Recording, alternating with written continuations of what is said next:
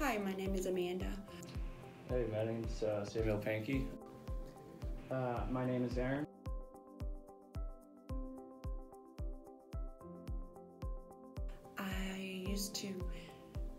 I bartend right now, but I used to sell timeshare, sales and marketing, and I heard about Everlasting, and I heard how it got started, so it really interested me how a young fellow could start his business out of a cellar, a pawn shop, and then get in business like this and growing the way how much it's growing. A 500 company is pretty good. I thought I would like it and get involved. A little bit about me is I went to school for IT. I've worked several jobs in that field. I've kind of worked a little all over the place. I've kind of came to Everlasting Capital because I heard they were opening a lot of new offices, and they were hiring quite a bit, quite a lot of new people, and definitely sounds like an interesting company that I want to work for. I used to work at White Mountain Pool and Spa over in Dover, another privately owned business around here. I did service and sales there, and I had a bit of a knack for it, but they're seasonal, so I had to move on to something else. And from everything I heard about this being a really fast-growing company and how well everyone was doing, it seemed like the best place to be, so I figured I'd throw my hat in the mix.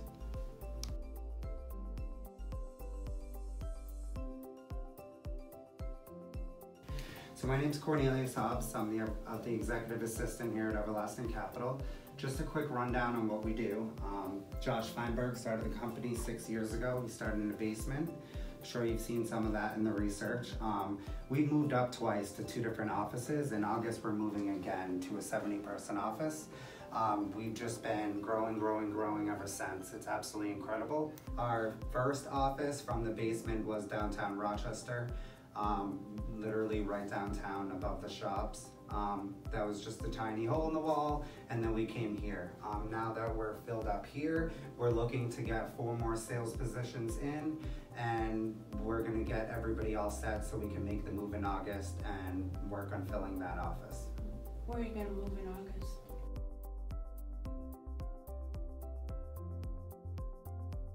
So at this point, what we're gonna do is just sit tight. We're gonna have Josh, Brian, and Evan come in here. They're the top sales guys. Josh Feinberg started the company, and they'll do your interview today. Okay. All right, so obviously, you guys kind of got the intro on who we are, what we're doing, what we're looking for, correct? Yep. So I just want to kind of briefly go through what a day looks like here, for a good portion of the staff. So what we do is, I know you guys have all kind of said you looked and familiarized yourself with the website, but we basically sell money. So through different forms, whether it's equipment financing or leasing, which is just like financing a car just for commercial equipment that you would use for a business. We also provide working capital, which is a form of lending, private lending. We have some other products as well, but it's all 100% financial. So the way that we kind of structure our day is we've got guys that reach out to lists of clients, certain different types of lists that we have here that we provide you guys with to basically market our products. Most if not all the leads, the good majority, 90% of them are considered warmer leads as opposed to just a cold call. They're all people that have used the product or some form of our product in the past. So, your job is to reach out to these people and basically market what we're selling. So, Aaron, what exactly is exercise and sports physiology?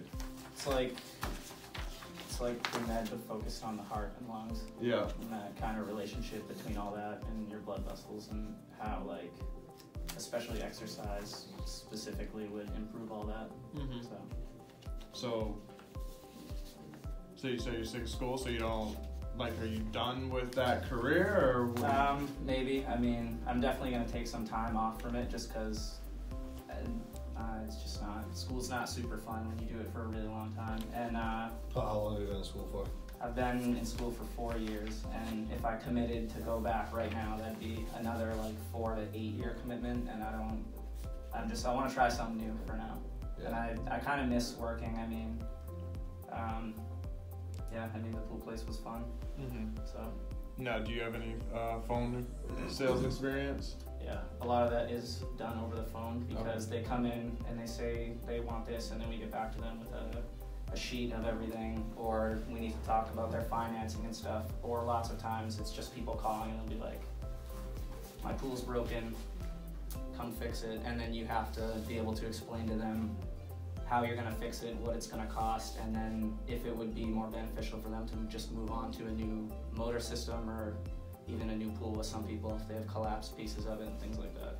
Did you guys have any experience reaching out to like past clients or just people in general to try to market the products you guys sold, or was it more like inbound calls? Well, for every person that we had like a lead that they needed work done, you enter it into the computer and then you call them and ask about what work and when there would be a good time to schedule it and things like that. But we did take inbound calls too, obviously, because you got to answer people who need emergencies. And Amanda, so I see like on here you put marketing, call customers to set appointments, owner updates. And who was that for? Was that DirecTV? I did that for DirecTV too, and I also did it for timeshare on my own. And so what did that consist of? Like, what type of questions would you ask? Like, how did you set up those appointments? Like, walk me through a call. Okay, so I call up and tell them that I'm calling for owner services and ask them to come in for their owner service update. Yeah. Tell them that a lot of things have changed, and it's time for them to learn about the changes in the timeshare world. And they come in, set up an appointment, and someone come in and talk to them. If they bought more timeshare, I would get paid. If not, I didn't get paid. Yeah. Do you guys have any questions for us at this point? I do. Do you have so when we start calling these people, do you have like a sheet that we have to read from, or do we just say whatever? Sometimes it's easier. Yeah, I know what you mean, like a script, like just read right from a script. We do have, there is a script in the program that we use to dial out. I think that we kind of give you a little bit of leeway where we give you a general idea of exactly what you should be saying to this person, but let you kind of run with it because everyone's style is a little different. Right, exactly. But there's definitely general guideline as to what you want to say. Because we don't want to give you a script to just read from, because then you're going to robot. sound like a robot. Yeah. And what makes someone successful in sales is being able to listen to what the customer is saying and then be able to respond off their response. Exactly. The biggest thing, because we get phone calls, like our personal cell phone, from other funding companies, like, oh, we got your number, we received your application, and so we always decide to mess with them, and I'll ask them a series of questions to try and see if they're actually listening, to gauge whether they can figure out that I'm in the industry or not. Right. And 9 out of 10 times they can't, because they're not listening. Everyone's just so focused on what they're going to say next, instead of actually listening to hear what the customer has to say and base your response off of that. Exactly. That's the way it should be. Exactly. That's what makes someone in sales successful. Because if you're just reading off a script, all you're focusing is just going through that and then not listening. And how are you going to be able to generate leads if you're not listening to what they say and be able to probe and dig, to see if it actually is a lead. So hit them some basic interview questions, Yeah, I've got one question that I like to ask, and I'm going to ask all you guys the same thing. So obviously we're in business to make money, right? All businesses are designed to make an income and profits. So my question to you guys is, I'll start with you, Aaron. With money aside, right, taking money out of the picture, what is something that you feel personally you need to have in a workplace to really feel fulfilled and be happy to come in every morning? Probably some form of achievement, even if it's not money. I think that closing deals or having leads that work is important to me. I guess I'm not really sure if I'm wording it great. Even not even money, just something that I can be proud of, I guess, while I'm here. If I was here for a month and I never got a lead or figured anything out, I'd probably be fired. But it just wouldn't be something I'd be proud to come in and do every day. Okay, cool. So I'll repeat the question again. Money aside, what is one thing that you need to have, the most important thing you need to have at work to feel fulfilled or satisfied, happy to go in? Probably like a, kind of like what you said, like a sense of accomplishment. Feeling like you're helping someone's always good. You know, even if you're not making money from the call, if you're helping them out, you know, maybe potential lead. Awesome. All right, Amanda. What do you think? What's one thing that you really need to have at work to, you know, be happy to go into work every single day other than making money? I like dealing with customers. Yeah. So to build a rapport with the customers makes me happy. To know that I can call on them. You know, if I don't get a sale or no interest right now, but as long as I have that rapport with them, later on down in the future, I will be able to call them and they'll probably be ready to. Did you have a lot of experience in the timeshare industry with following up with people and kind of, as opposed to just expecting a sale on the first call and kind of? Exactly. Yeah. Yeah, doing marketing through at home when I did it. Yeah. You have to talk to the customer, and then they'll get to know you and they'll feel comfortable, and when they feel comfortable, they're ready to buy. Yeah, so just, you know, one final question. Sam, why should we hire you over anyone else? I'm a hard worker. Just like you said, I'm looking to grind and try to, you know, give it my best and, you know, use my experience to try and help the company and try and gain as much knowledge as I can. And you, Amanda? Over somebody else? Well, I'm just amazed at how this company started in the first place. So it's just, I think it would be amazing to get in here and help it grow even more. And I think I'm a dedicated worker. I'm always there at work when you need me, and people call out. They call me, "Can you work?" I'm there. So dedication is very important to me. And you, Aaron?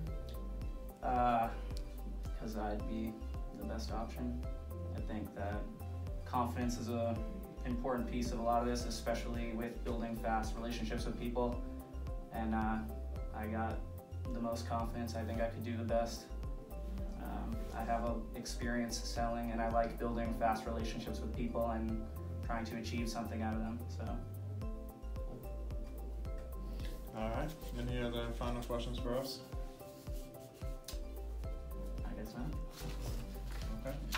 All right. So next steps will be, you know, if you know, we'll be in touch either way within the next, you know, day or two. If it is something, you know, we want to bring you back in, we'll have you, you know, do a one-on-one interview, kind of really dig into you guys and see if it's something that we feel like you'd be a good addition to the team. Alrighty? Alrighty. All right. Thank you guys very much for coming in. Thank you. Girls. I say guys, but I mean, Thank you. Yeah, good meeting you. general. Thank you very much. Nice to meet you guys too.